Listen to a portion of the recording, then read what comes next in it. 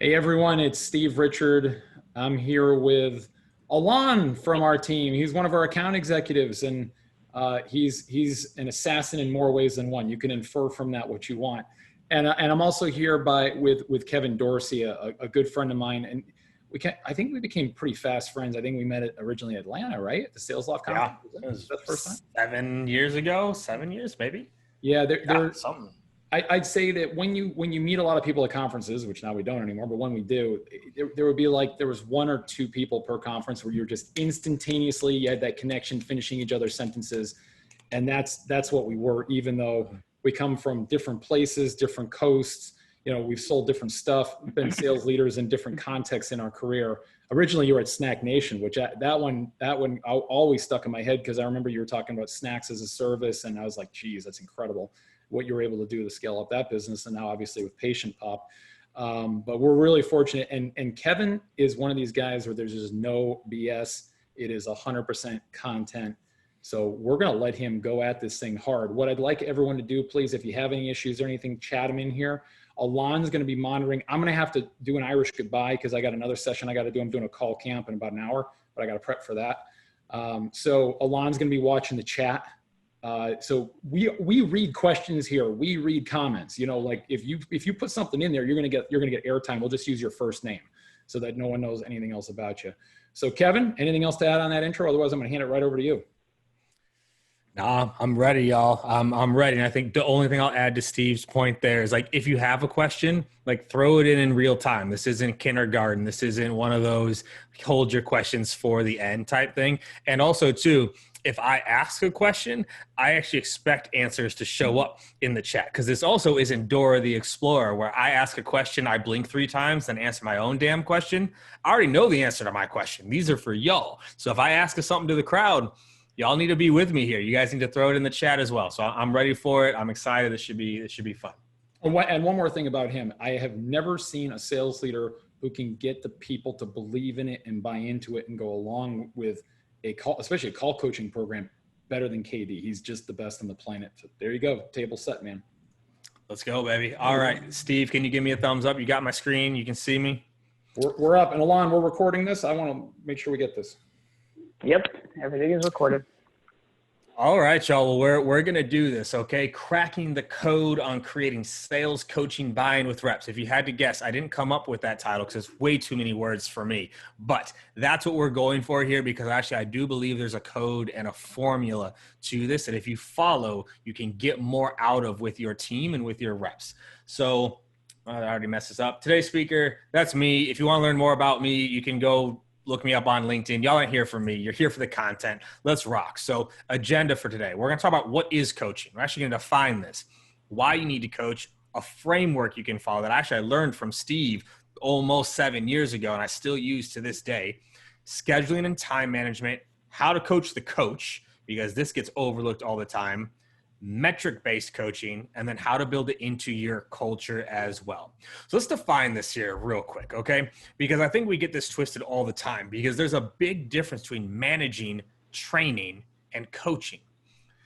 They did a study recently, actually it wasn't recent, it was actually a few years ago now, where they asked, and Steve, you actually remember these stats, where they asked reps, what percentage of you get regular coaching from your managers? And like 17% of reps say, yes, I get regular coaching, 17%. But you ask the managers, and it was like 70% of managers believed they were giving coaching. That clearly means no one has any idea what the hell coaching actually is. Because if you think you're coaching, but the reps don't think they're getting coached, that's what leads to this dichotomy, into this gap. So even defining it, I think would help people coach just a little bit more. And so I want you to think, what does it actually mean to coach somebody? Start throwing this in the chat here. Like, what does it even mean? All of y'all decided to take an hour of your day, maybe a little bit longer because I'm known to go long a little bit, and say like, all right, I'm going to kick it with KD to talk coaching. What does it even mean? Throw it in the chat. What do you think coaching actually means? When I say coach someone, what do you mean? Right? Because this alone, there's a big difference here. And I think that's very, very important. So this is how I look at coaching. You have training on one side and you have coaching on the other. So training is the transference of knowledge. It's more often than not in group settings. new hires, structured, formal, depends on telling, right? You're telling them what to do. It's learning focused. Whereas coaching is about enhancing a skill set, actually enhancing a skill set, normally one-on-one, normally on the job, more experienced or new. Like, I think it doesn't matter. Everyone should be getting coached. Depends on asking questions. Great coaches ask questions of their individuals, and it's development focused. The other big difference, which we're going to talk about, you can measure coaching. I don't believe you can measure training. And I think that's a big difference, right? So now the why here should be very obvious. And I think this is something where if you meet someone at a bar and go, should you coach your reps? They're like, yeah, you should coach your reps. You go, why should you coach the rep? They're like, because they're better. And they're like, cool. Do you coach your reps? It's like, well, I mean, like, I have one-on-ones and, you know, sometimes, yeah, like I coach them. Yeah, I see him at the water cooler. That's why. Oh yeah, we spend some time at the water cooler sometimes. That's what we used to do. And so many managers think deal reviews are coaching sessions. That is not a coaching session. Postmortems are not coaching sessions. That's not what it is. Y'all, 7 to 37% higher quota attainment. How many of y'all would like to sign up for that? Retainment. People will stay longer where they are coached. Because if you believe you are still getting better, you stay longer. Even if you're not getting paid what the next job can pay you. If you have a great coaching program, people will stay with you longer. Recruiting. This is one of the reasons, probably the only reason besides my dashing good looks, that people want to work for me, is they know they're going to get this. I am not an easy person to work for. If you can't tell, I'm a little bit of a handful. I have very high expectations. I push my teams hard, but they know they're getting this. And you can recruit people if you have a great coaching program. Strategy. I can make better strategic decisions as a VP because of how my managers coach and because of how I coach my managers, because you know where to focus and you're measuring it. I'm going to break down actually how to measure coaching in this. I've never presented this. I've never done this before. Steve. I want that, but I want to read what I'm looking at here real quick, KD. So I'm just going to give a shout out to these real quick, and I'm just going to read them. Sarah, she said guide, coach's guide. Steve, to provide feedback and encouragement to someone so they can continually achieve new levels of potential. Keith G, listening, understanding issues, offering advice and ways to overcome. Stacy, coaching equals helping your team become their best selves, giving feedback, following up, and helping them reach their goals. Most importantly, improve. Keith T, helping a member of the team achieve their goals and advance a career. And that's a little bit of I think it's a little cousin to what we're talking about, but it kind of goes to that. And then another Steve T, coaching and practicing in a controlled environment will benefit the reps and managers. Absent rehearsal, salespeople are doomed to fail. Carry on. Ooh, Steve, my man. He's who's starting to touch on it. So a lot of times when you ask about coaching, you get some, like, this is not a knock, by the way, it's just the way I talk. You get Hallmark card answers. Like, it sounds good on a poster, helping team achieve goals and advance their careers. Now, yes, but in that 1 hour session, can you tell whether or not you were able to do that? Whereas with coaching, we're going to get into it. You can tell if you were actually coaching or not. That's what I'm going for, right? Is, you know, Steve said, like, I'm a no BS guy. I think also maybe it's because I'm just not smart enough to use big words like a lot of people. Like, I'm gonna try to make it simple, because if I can simplify it, it means I can tell whether or not it's actually happening. So I thought this was a great study that CEB rolled out, and like Steve was bringing this up way back when as well, is sales rep who receive just 3 hours of coaching a month exceed their goal by 7%, which is a 25% increase in revenue and a 70% increase in close rate when training and coaching are combined. Okay. This is why, you know, you can feel good about it and you're cutting the checks and it's fine, but you bring in that sales trainer for your 3-day SKO and you wonder why nothing happened. It's because it was just training. It wasn't actually coaching. There was no follow-up to it, right? That's the difference. Coaching has ongoing, specific, minute, small detail follow-up with, as Steve mentioned, I think he said it was Steve, rehearsal, AKA practice, which we're going to talk about. Now, before we start, some of y'all might be listening. Some of y'all probably already jumped off because, like, dude, this dude's nuts. I'm going to listen to this dude, right? We all know this. Yeah, KD, we know. We should coach more. We should coach more. We should coach more. Well, then why don't we? Why don't we? Right? I'm going to blow this up. That my managers don't have time to coach. That is not a valid excuse, and I will no longer let you lie to yourselves about it, that I don't have time to coach, because it all comes down to prioritizing. And clearly we've forgotten what the role of a manager or a leader's job is. Some of y'all said it, but it's to make your people better. If you were to hit up one of my managers or my directors, it could be 2 a.m. on a Saturday morning. They could be 7 Red Bull vodkas deep, and you ask them what their job is, they will be able to tell you it's to make my people better. Period. Right? But then when it comes to coaching, if you think about it, like I try to avoid sports analogies, so I've shifted more to like music analogies, right? Just sports can be cliche. Like think about how often they practice. And think about the minute details that they go through, and think about the amount of feedback and the years that they put into dedicating it, right? If you do think about sports, you got a head coach, you got position coaches, you got position like assistant coaches, all dedicated to one task, to make their people better. And if you just remember that, like to make it simple, coaching makes people better. That's what you need to be focused on day in and day out. So let's talk about schedule, right? Like, well, I ain't got time for that. This sounds like a lot of work. Let's break this down.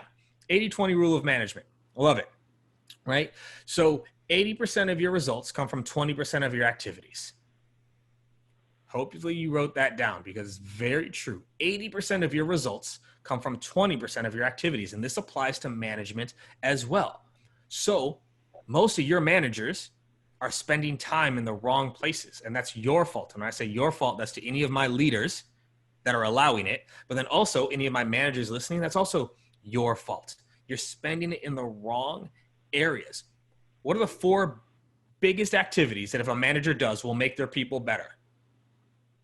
What do you think those are? Chat them in here. What are the 4 biggest 4 activities that you think I just told you results? Yep. I told you the manager's job is to make their people better. What are the 4 things that if done right and done consistently will make your people better? Because notice how this changes your focus, by the way. If your people are better, you'll hit your number.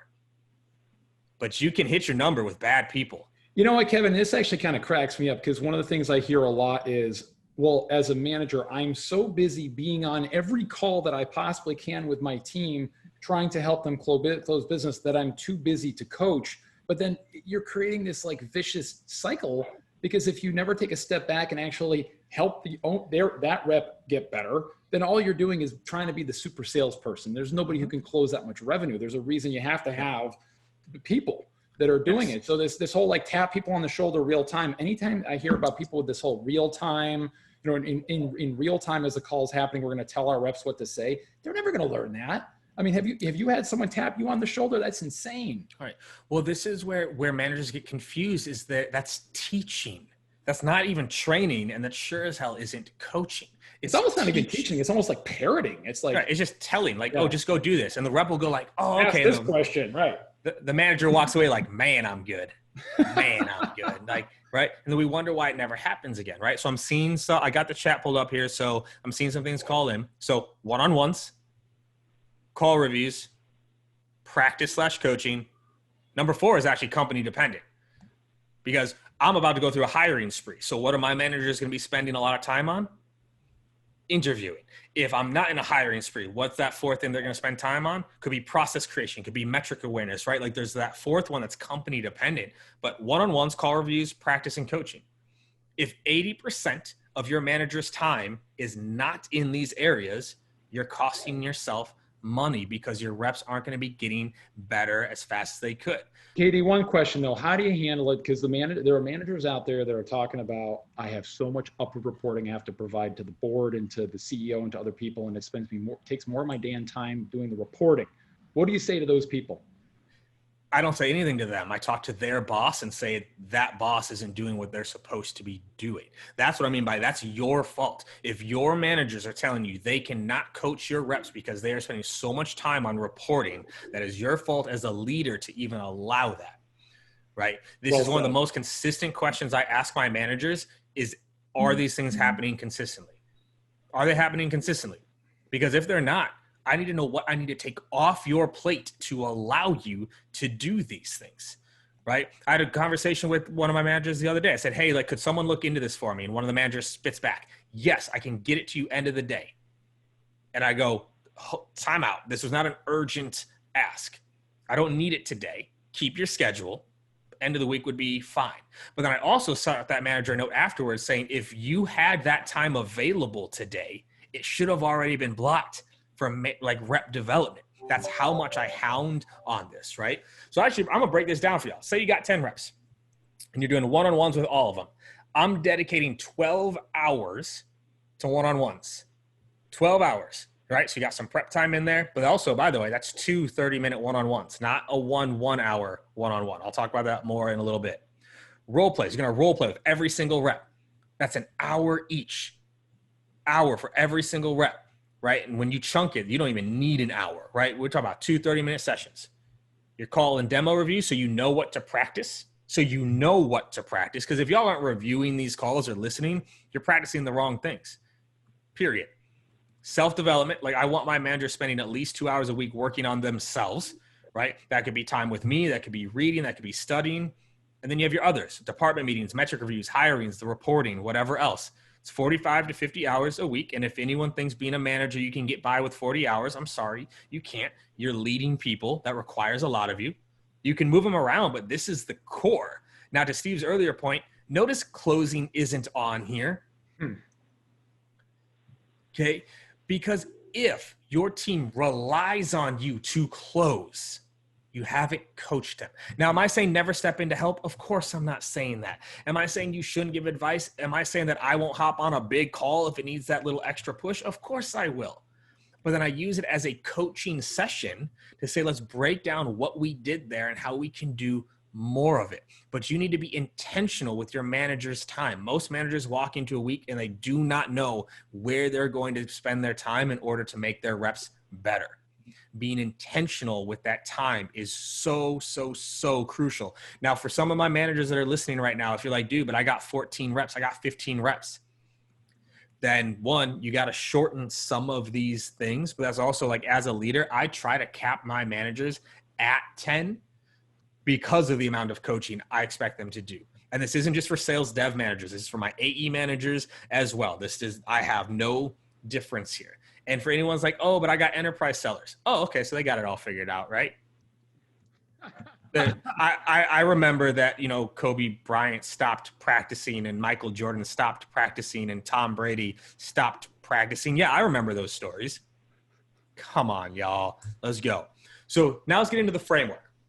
It should look very familiar, Steve. You did this webinar. God, this was 5-6 years ago, I think, with Keenan, right? This is let credit go where credit's due. This is Keenan's framework, and it's actually the professional ski instructor's framework. But keep going. You're on it. Yep. This is from professional ski instruction. I actually love that too, Kevin. I love when stuff comes from other places. One thing people don't realize, Cirque du Soleil, they actually watch every one of their performances. Now we're talking theater. Right. So I don't care what discipline you're going into, this stuff applies. Take it away. Yeah, no, it's so crucial. Everyone listening, by the way, great book. It's called Range. And it talks about what Steve just talked about. Is like most greats in any of their field actually dabbled in quite a few different things. And by the time they became great, it was the application of the dabbling that made them great. So for every one prodigy, right, the Tiger Woods that started golfing at 4, everyone else did a bunch of different things, and then eventually it led to it, right? So a lot of what I read is outside of sales management. It's leadership, it's coaching. I read counseling books. All my leaders, you know exactly what I'm talking about right now. A lot of what we do is counseling and therapy. Go read it. They have better frameworks than a lot of the sales management books out there, right? Because we're dealing with people. Everyone seems to forget sales person. There's a person that comes at the end of this, and we all think very similarly in terms of patterns. So here's the framework: observe, describe, prescribe, absorb, and apply. And I have one little thing that I've added to this framework. So observe, watch, see what is happening. I tell my managers this all the time. I do not want you to be a micromanager, but I do want you to be micro-aware. I need you to be aware of the little things. Watch them.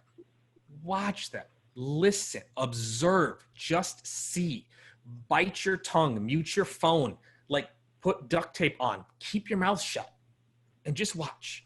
See what is happening. So you watch. Then you describe, and I made this shift after talking with Keenan about this so many years ago. Focus on what they did do, not what they didn't do. So if you say, you didn't ask this question, you actually can't picture the didn't. So this is where it messes with your head a little bit. If you say, you didn't do this, you know what you actually picture? The doing of it. So your brain's like, oh, I did that. It's actually very weird how our brains work. So anyone listening right now, or if I said, don't think of a blue elephant, you're going to think of a blue elephant. Now, there's always some smart ass that's like, oh, but I thought of a green elephant. I was like, I still made you think of an elephant who's really in control right now. Okay. But if you tell them what they didn't do, all they can do is picture it versus saying, here's what you did do. You said this. You did this. What's the impact of what they did? Alon, you got a question? Yeah, Kevin, it's actually a great question for Mark. How do you observe when our teams have gone remote outside of ones of call reviews? Okay. Screen shares. Screen shares. It's actually very simple. Pull up your Zoom, watch them work, right? And also too, when people get tripped up on call recordings, everything I'm talking about today is about what the rep is doing. I don't need to hear the other side. I don't even need to hear the other side. I'm observing my rep, right, and their behavior. So you can do screen shares. That's a very easy way to do it. Obviously listening in to calls, but that's kind of it, right? We'll have reps pull up their screens and I'll watch them work to see where they get stuck or where something goes wrong.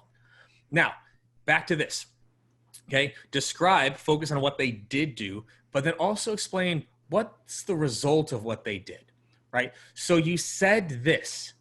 By saying this, it makes us challenging for us to bring this up later, right? So you told them, I'll use an example just from a training I did this morning. Notice I said training, not coaching, because it was to a group. Said, you told them their website was poorly built. The impact of that is because they didn't say it, we can no longer leverage the law of consistency later on in the demo and in the follow-up. There's the implication of what they did do, not what they didn't do. Then prescribe, indirective versus directive. I'm just going to give a tip here. Indirective tends to work with more senior reps. Directive works with younger reps. And so what I mean here is either telling them what to do. So Steve, you told them it was a bad website, which means we can't, because they didn't say it, we can no longer leverage law of consistency later on in the demo. He's experienced. Like I say, so what should we have done in that situation? Ask a question about what's going on with their website. How is website converting for them right now? What's their perception of the website? What's their point of view? There we go. So now Steve's telling me what he should have done. That's indirective. That works with a more senior rep who knows what they should have done. With a more junior rep, that's where you can be more directive. Like, here's how we should handle that situation. And here's why. Absorb. This is the thing that's incredible about it. Like there's actually a new slide in our Call Coaching Academy deck since you and I did it together at Service Titan, and it's literally the exact same thing. I like your point about the senior versus the junior people. So this is like it's like we're sharing a brain from different coasts, but now you're in Austin. But the one thing that I've seen is that don't discount the personality type of the individuals. Yes. My default mode is to do your observation in the form of a question and see if they can figure it out for themselves. And then Keenan and I disagree a little bit on this one, but then there are certain reps that are the sort of people who are just like, just freaking tell me. Yes. You know what I mean? Like actually Alon's one of those. He's like, cut the Socratic BS and just tell me.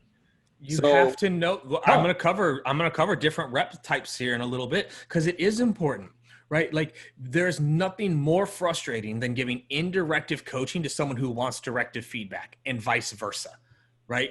It's like, yo, just tell me what to do. Damn it. I wish I had better analogies in sports, but I don't know a composer's name off the top of my head. I can't remember the last time that Bill Belichick walked out on the field and said, hey, so Tom, what do you think we should have done there? What do you think we should have done? Now, it's directive. Like, we've practiced this 1,000 times. Here's what you should have done. I don't care why you didn't do it. Here's why it needs to be done this way. Apply. Now this is the absorb and apply. These go together. The only way you know they absorbed it is if they can apply it. And the only way you know if they can apply it is if they do it back to you. This is where the micro role play sessions come in. Hey, so, okay, I'm the doctor. You just showed me the website. What should you say again? So, doctor, is this website getting you the volume of patients that you are wanting to see right now? Because earlier you told me you're not seeing enough. So do you think the website could be contributing to that? Yeah, probably. Okay, let's try that again. Okay, let's try that again. Let's try that again. You just got 5 sessions in 2 minutes on the skill set you were giving them feedback on. So this is the framework, the absorption, the application. Can they do it with you, right? Now let's get to the coaching culture.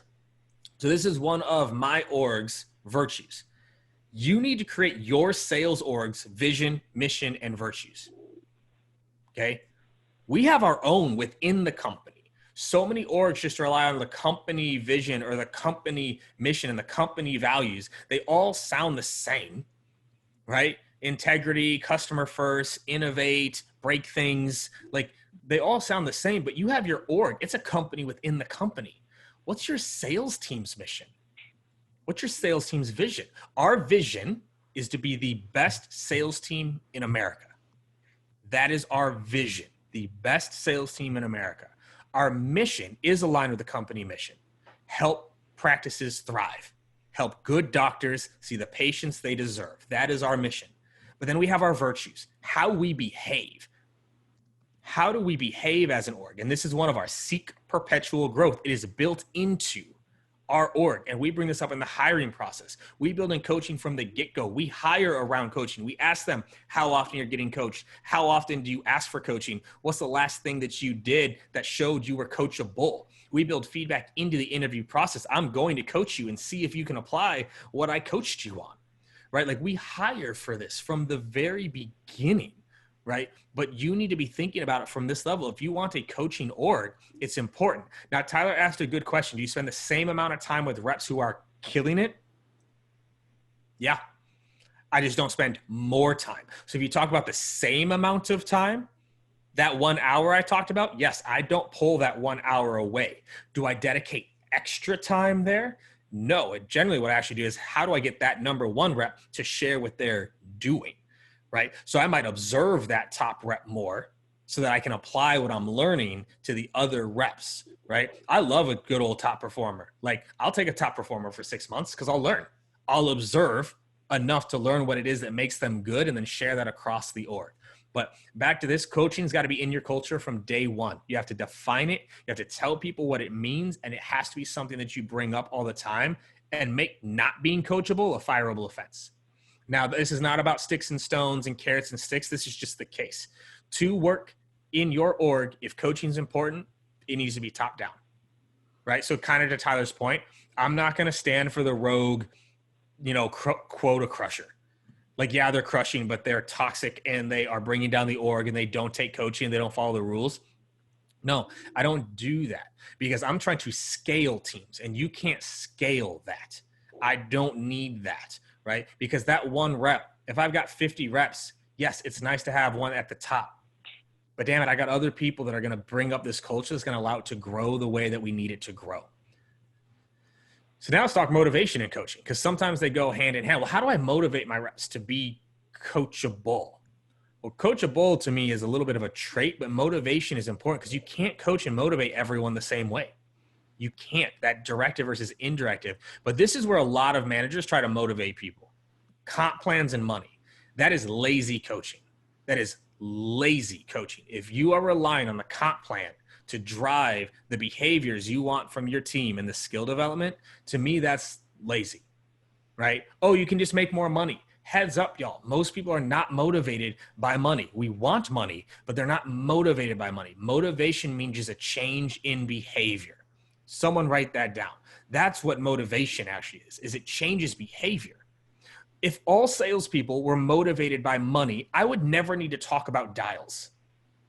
I would never need to talk about coaching. My door would be knocking every single day of like, yo, KD, I need a one-on-one. I need a one-on-one. I need to practice. Like if money actually motivated people, AKA changed their behavior, we wouldn't need to do that, right? You need to find out what actually drives the people that you're talking to, what motivates them. This is a phenomenal tool I've been using for the past like 4 or 5 months called Patari. There's a great down of breaking down people's personality styles, right? This is how I knew it was pretty accurate. One of the things it said for me, KD might be more competitive than is necessary. Finding areas to compete where it's not needed. No other personality profile has ever pulled that out of me, and that is 100% accurate. I make up competitions, right? I want to win momentum. There's no prize. There's no prize. I'm not going to get a trophy, but I want to win. I want to beat every other presenter. That's just how my brain works, right? So this helps break down different ways to motivate different people. Now, if you don't have a tool, you ask, and you ask these questions. You'll learn a lot. So I'll ask a new rep this. I asked this when I came into PatientPop. I asked every single rep, which would you prefer? Here's $500, or here's a night out for you and your boo. And I make them pick one. Here's $500. Here's a night out on the town with your boo. Which would you prefer? They give me an answer. Do you like public recognition or private recognition?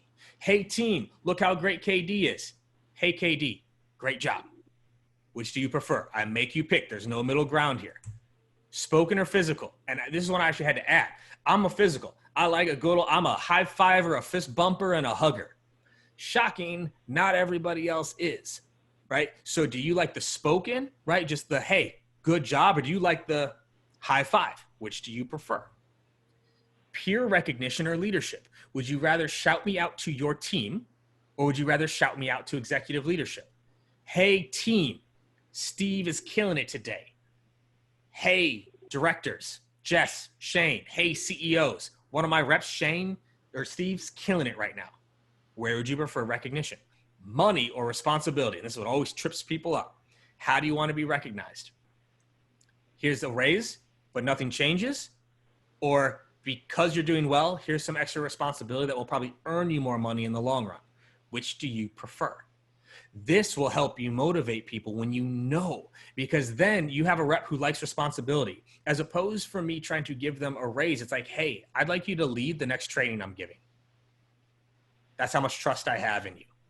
Right? I got a couple things quick. One is the one thing that seems to fairly consistently work in our customers, exec vision customers specifically, is tying career path to being involved in the coaching program. To your point, what you said before, the thing that's tough about that is if you have a very high performer, but they just aren't going to get involved. You're right. You're not going to scale the business on them, but realistically, especially in this environment, most of the people who are watching this right now are not going to fire them either if they're producing. So quarantine them and also make it be very, very clear that you cannot be promoted. There is no career path unless you participate in that coaching program. That's just more of a comment. The second one is a question I got from Tyler. Do you still spend this amount of time with reps that are killing it? I answered that 2 slides ago. Steve Haven with me. All right. Sorry, my bad. So no, I remember that's what I said. I spend the same amount of time, not more time. Right. Okay. Okay. So I'm still going to spend that hour, but I'm not going to do extra there if it's not needed, but I do extra observation of my greats. So I actually just had my whole management team. We did an exercise in June and July called Scaling Greatness, where we studied the positive outliers. Right? We studied the positive outliers. Who has the highest close rate? Study it. FSI? Who has the highest? FSI? What was that? Acronym? FSI? For what? What was the acronym you just said? We did the FSIs? I don't even know. Did I say FSI? I said studying greatness. I don't know. Maybe I blacked out and I said something. But like who's the outliers? Who's the best of the best? And studying those. Because so often as leaders, we focus on only the bad and we don't focus on what's making the good. Because this is where it starts to come in. I ask my managers and you guys as leaders need to pick a metric because you cannot manage results. You cannot manage results. If it were that easy, I could just walk out and say, hey y'all, let's double revenue. And everyone goes, oh, okay, let's go double revenue. It doesn't work like that. You can only manage behaviors and skills. That's all you can manage. That's what leads to results. And this is where so many people get things wrong in leadership and coaching is they manage to the result. Your revenue is low. Next month, we need more revenue. And you go through this rah, and it's like, okay, we need more revenue. but you never address the behaviors and skills necessary to go get more revenue, right? Coaching is measured by these metrics. Pick your metric, any metric. I don't care. You define the behaviors and skills associated with it. This is how you start to measure coaching, right? Is because it's specific to a behavior and a skill. That's what we're looking to change here. Identify what is missing and low, create a game plan, and go do it. This is how you start to measure your coaching, and this is how you need to do it, because I want my managers, and this is the game, I don't even want to call this the game, it just happens often. They're like, yeah, I'm really working with this rep on their show rate. Okay, so no, you're not working on their show rate. What are you working on? I'm working on their confirmation emails, their confirmation calls, and how they're wrapping up the end of the call. Okay, there we go. Now we're starting to talk. Which one of those is having the biggest influence on it being low? Honestly, it's how they're wrapping up the end of the calls. Okay, that's where you focus all of your time and energy. Or what tends to happen is like, I'm working on show rate. It's like, why are you working on show rate if their connect rate is 4%? You're working on the wrong metric, right? And I have my manager one-on-one layouts out here in a second. But this is how you need to be coaching. Pick a metric and coach to fix it. That's the beauty. That's what's so great about sales is we can measure this stuff. I can tell whether or not your close rate went up. But also I can tell whether or not your skills went up, because damn it, y'all, we will trip into better results and then be shocked when it's not the same the next month. It's because you weren't any better. So if you, by the way, if you have reps that are constantly playing this game, it means they're not being coached, because they should be getting better or at least maintaining their top level performance. But if it's ups and downs, it means behaviors and skills are inconsistent and you need to address those, right? So coaching plans, they need to be very specific, high volume coaching, right? Short bursts, but often chunked. So we hardly ever practice the full demo or the full call. We chunk the parts that we're working on, right? So I've listened to 4 to 5 demos and go like, yo, your discovery is weak.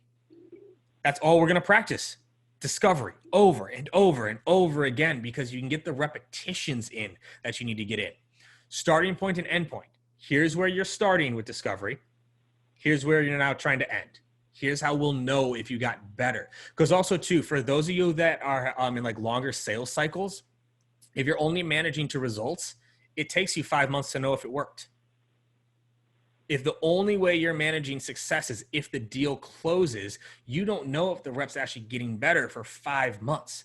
Whereas if you've defined the skill and the behaviors, you can tell whether or not they did the thing that you're asking them to do and if it's better than where it was before. That's what I mean by starting an endpoint.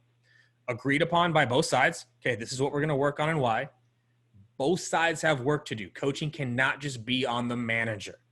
The rep also needs to be involved in doing it, right? And then you track the results. Are they getting better? Okay, this is something you can write down. You don't have to sell people on coaching if it works.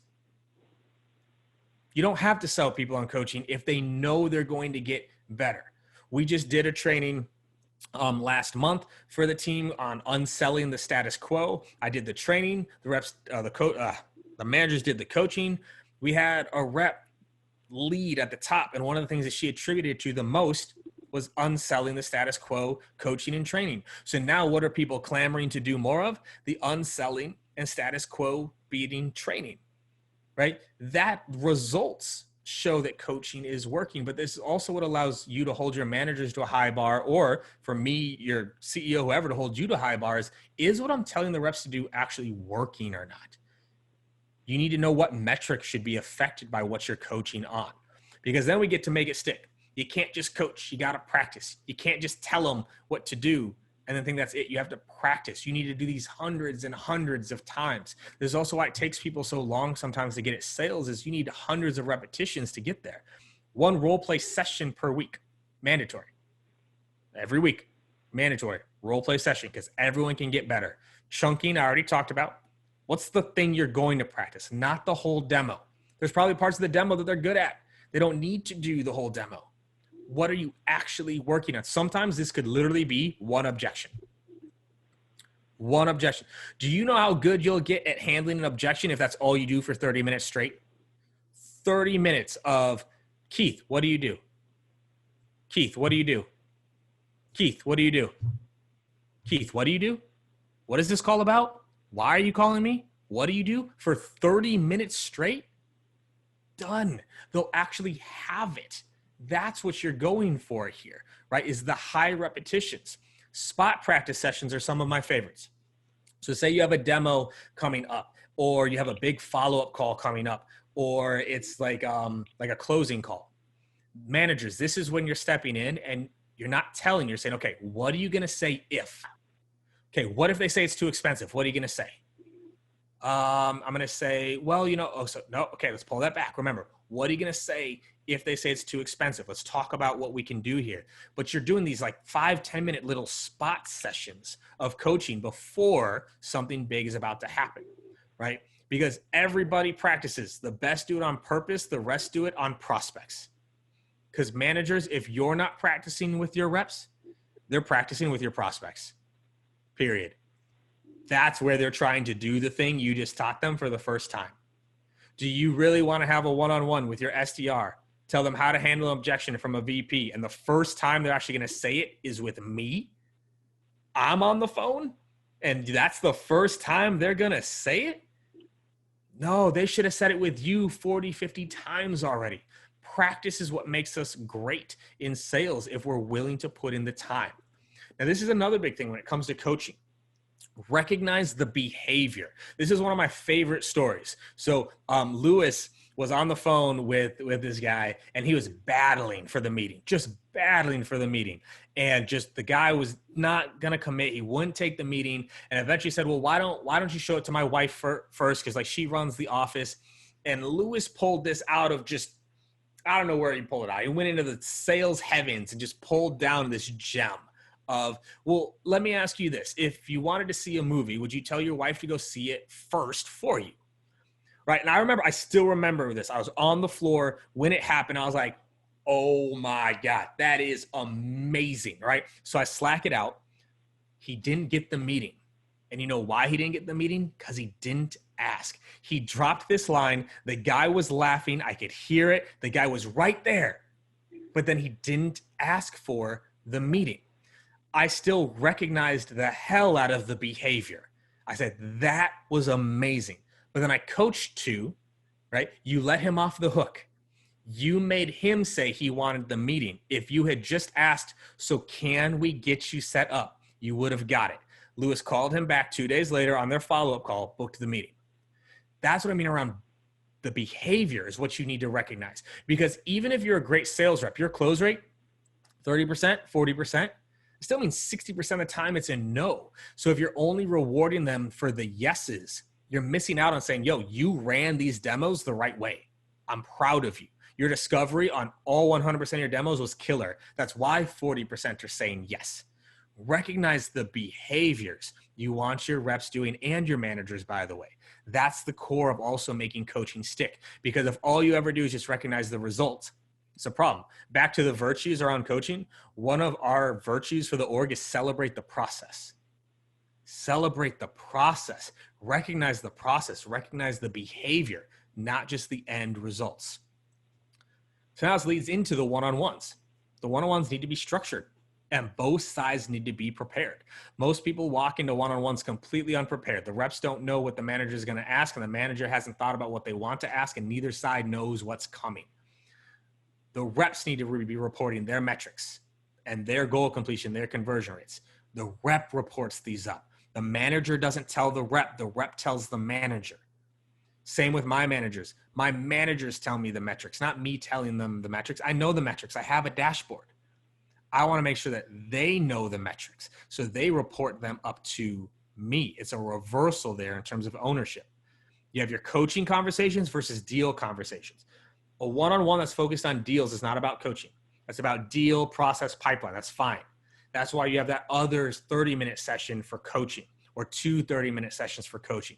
Those are separate things. If you try to cram them all into 1 hour, rarely does it work. And I've tried to do it. It just doesn't tend to work. Our attention spans don't last that long, and they turn into hour-long deal reviews. This is also why prep is so key. If you've already sent over the deals that you're going to want to ask questions on, the rep can be prepared with the answers so it can go quickly. coaches, what's your intention? When you walk into that one-on-one, what is your intention? If you remember before every one-on-one, I'm here to make my person better. If you go in with that intention, you're going to be a better coach. But if you just wing your one-on-ones, if you don't know why you're going into it, they're never going to be as good as they could be, right? And this is what I'm talking about with Patari. Like I have it built out into Patari, so I have all these things mentioned. So here's our one-on-one framework, right? Grab a screenshot. I don't care. I want you to be better. Like I want you and your teams to be better. But the reps fill out all of this before the one-on-one. The reps fill this out. Remember when I said both sides need to participate? That's what I mean. Because if coaching is just on one side, that's not okay. Notice, call feedback.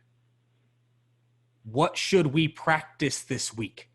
Do you see how that's built into our one-on-ones where the rep is helping drive that? What should we practice this week? It's built in. This is what we're going to do. We're going to practice. What should we practice? And then why? Because then we get to this, defining good. And this is something I know Steve had to jump. We've spent so many times and years talking about call scorecards. You got to have one. You have to define what a good call is. A call scorecard is a must-have coaching tool, because if you can't define what good is on a call, how are you coaching? But also, are you coaching the right things? Because truthfully, by the way, this session itself breaks some of my rules on coaching because I'm throwing so much at you. And that's what managers tend to do when they're coaching their reps. They listen to a demo and then they just, like it's all the things that the rep could improve upon versus picking 2 to 3 things and letting the rest go. Yes, they messed up everything. What are the big things missing from that call scorecard that are having the biggest impact? This is what allows you, the managers, the reps to know what good is. Because reps love to sound good, but you might have missed everything. You could sound great, but miss the things needed to succeed. So here would be my exercise for you, because also leaders, you're listening for the same things. What are the 10 things on a call that have the biggest impact in your org? What are the 10 things that have the biggest impact on a call for your org? You write them down, you work with your team to build it, and you define it. Because you're looking for the same things almost every single time. This allows them to do it, right? So, because also too, if you're not listening to calls, if you're not getting a feel for what's being said, you're losing money. Because all that we're talking about today, eventually that rep has to talk to somebody. Whether it's a cold call, whether it's a demo, eventually they have to talk to someone. Hey, I don't Kevin, think we're ever going to, yes. a quick question, but this is something that comes up a lot in my conversations. How many calls do you score per rep per week, let's say? Generally, I like my managers scoring at least 3 calls a week. But also, too, to my earlier point around chunking, I don't need them to score the whole call, right? Like, say someone's struggling with discovery. You can score 5 discoveries in a week. You're not listening to the whole call. This is going to be so hard for people listening. My own managers still struggle with this. I still struggle with it. We want to talk about everything versus I'm trying to make them better at discovery right now. And that's where I'm going to focus my energy, right? So I did this like 2 months ago. I listened to the end.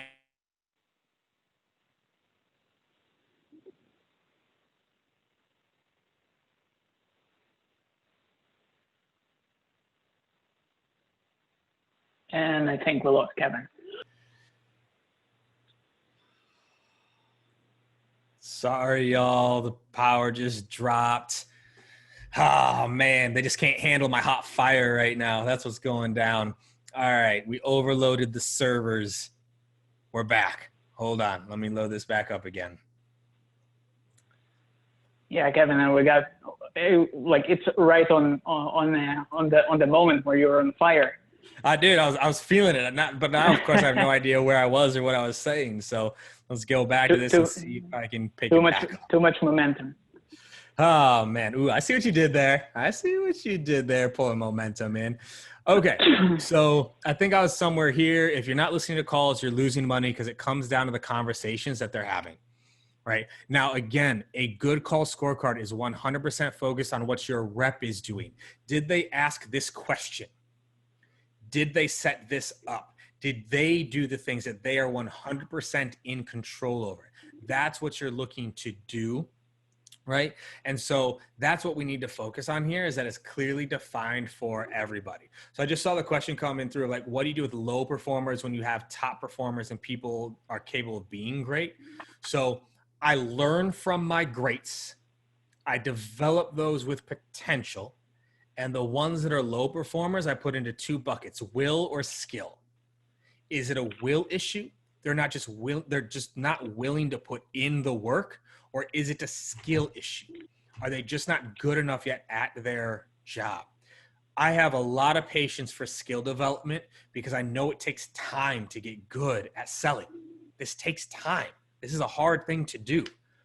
But if it's a will issue, if they're just not willing to put in the work, if they're not willing to be coached, then those are ones that go on plans, and eventually they're probably not a part of my team. Right? But learn from the greats, especially these call scorecards.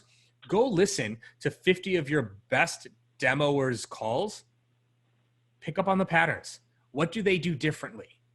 What do they do differently? And that goes into your scorecard that then you can teach to, right? So now with all this, coaching the coach, right? Making sure that the coaches are being coached.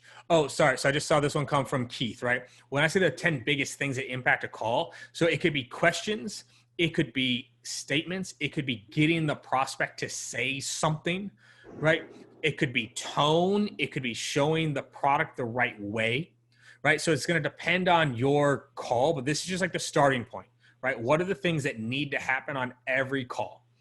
Got the customer to agree they have a problem. That is a great thing to have on a call scorecard. Got the customer to state the impact of that problem. Great thing to have on a call scorecard. Asked 3 why-based questions on why that impact needed to change. Got the customer to agree they needed to change before presenting pricing. So it's things like that of like, what are the things that you control to try to attempt to do that then can go onto a scorecard? So now the coaching the coach is where a lot of people fall off, right? Is like, we talk about all this for the reps. All of this goes into the same place for your managers. We role play with our managers. We coach our managers. We observe our managers and like how they're running a one-on-one. That's why I have all these systems in place, so they know what good looks like, right? Because you have to work with them. Pretend to be a rep. All of my VPs, when's the last time you pretended to be a rep to see how well your managers could coach?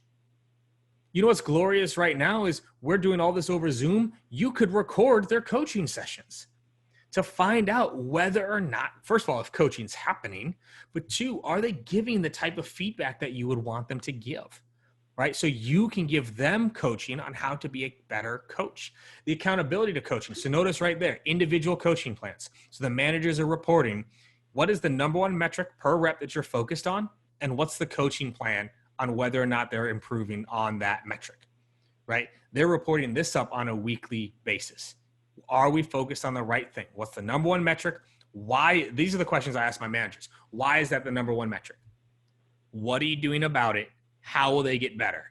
And then using that framework to spot check, role play. And then I can tell, hey, this rep has been at a 40% show rate for the past 5 months. The coaching isn't working. We need to try something different. So quick recap, y'all. Commit to coaching. Commit to this. It's so important. Prioritize it in terms of time and focus. Observe, describe, give the implication, and then be prescriptive. Perspective. Wrong word there. Be prescriptive. Measure it. Pick a metric. Measure if it's improving. Practice. Coach your coaches and build a culture around it. Now, it wouldn't be me if I didn't give some book recommendations. So these are a few of my favorite. The Coaching Habit, 100%ers, and First Break All the Rules are really good kind of leadership and management books that aren't like the same ones you just hear all the time. Also, Sales Manager Survival Guide, must read. Cracking Sales Management Code, must read. Leaders Eat Last, must read. All of my managers have read these 3 books. It's mandatory. In fact, we just went through Cracking the Sales Management Code as a leadership team 3 months ago because we'd gotten away from some of the things that are so crucial in that book, which is managing behaviors and skills, not metrics and the end results. It's all behaviors and skills. So with that, I think we still have a few moments here for questions, or I can give y'all 3 minutes of your time back. But thank you for your focus. Thank you for your participation. Thank you for your energy. I hope this was valuable.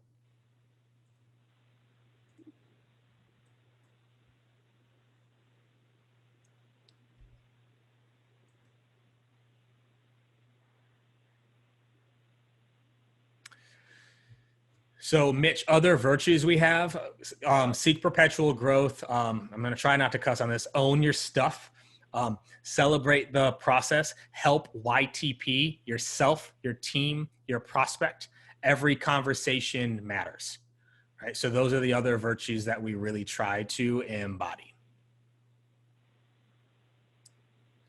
Peter, do I prefer coaching someone who lacks skill or will? Oh, skill for sure. Like, if someone's not willing to be coached or they're not willing to do the hard parts of their job, it's just never going to work out. Now, I don't give up on the person. I focus on motivation first. Are we motivating this individual the right way? Is it focused on how they like to be led and managed?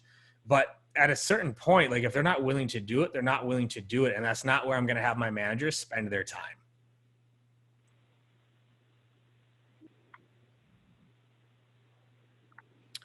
So with that, y'all, I mean, if you want to stay in touch, you can find me on LinkedIn. I am at the stupid 30,000 connection limit, so I won't be able to accept any connections right now, but you can follow and message me there. I also do have a Patreon group that I do some of these trainings to as well around management and one-on-ones and things like that. It's called Inside Sales Excellence if you're interested in that. But if not, y'all, thank you again. Stay in touch. Go be great coaches. Let's make our people better, y'all. Let's do it.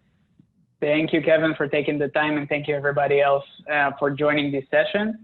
We'll just give a quick thank you to our sponsors: Outreach, ZoomInfo, Connect and Sell, Aircall, Sapper Consulting, ScaleX, and Spacket.